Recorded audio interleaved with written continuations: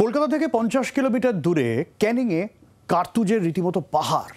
বাড়িতে অবৈধভাবে অন্তত 190 রাউন্ড কার্তুজ রাখার অভিযোগে 4 জনকে গ্রেপ্তার করেছে পুলিশ।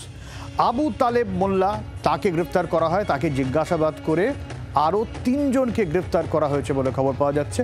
আর এই ঘটনা দক্ষিণ 24 পরগনার জীবনতলা থানা এলাকার ঈশ্বরীপুর এলাকার। ঠিক কি ঘটনা, কারা এরা, এখনো পর্যন্ত কি তথ্য রয়েছে? পিয়ালি রয়েছেন আমাদের প্রতিনিধি আমাদের সঙ্গে। পিয়ালি, দেখো, যেটা অত্যন্ত গুরুত্বপূর্ণ, যাদেরকে গ্রেপ্তার করা হয়েছে তার মধ্যে একটি যে প্রখ্যাত একটা অস্ত্রের যে দোকান, কার্তুজের দোকান রয়েছে কলকাতার ধর্মতলায়, সেই দোকানের কয়েকজন কর্মচারী রয়েছে। সেই কর্মচারী সহ 4 জনকে গ্রেপ্তার করা হয়েছে এবং এসটিএফ এর তরফ থেকে যেটা জানানো হচ্ছে যে যাদেরকে গ্রেপ্তার করা হয়েছে তারা মূলত শহরে বিভিন্ন জায়গায় যে গুলি চালানোর মতন ঘটনা ঘটছে সেক্ষেত্রে যারা কার্তুজ সাপ্লাই করতো তার মধ্যেই কিন্তু এরা রয়েছে। অর্থাৎ যেটা অত্যন্ত তাৎপর্যপূর্ণ বা চিন্তার বিষয় সেটা হচ্ছে যে একটা লাইসেন্স প্রাপ্ত দোকান। পিয়ালি একটু তোমাকে আটকাচ্ছি, তার মানে শহরে এরকম একটা কার্তুজের দোকান আছে, এরা সেই কর্মচারী এবং ধরে নেওয়া যেতে পারে যে সেখান থেকে তারা চুরি করে এনে কার্তুজ জমা করে তারপরে সেটা বিভিন্ন বেআইনি কাজে লাগাতো। প্রাথমিকভাবে এটা মনে বলা যায় কি?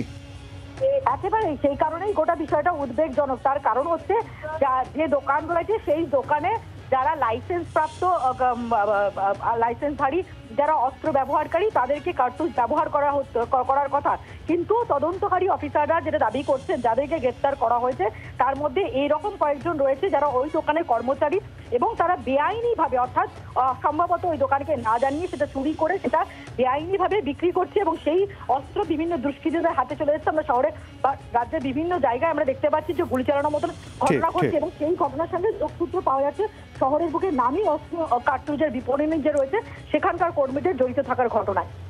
অনেক ধন্যবাদ পিয়ালি। আর এই নিয়ে শওকত মোল্লা কি বলছেন শোনাবো।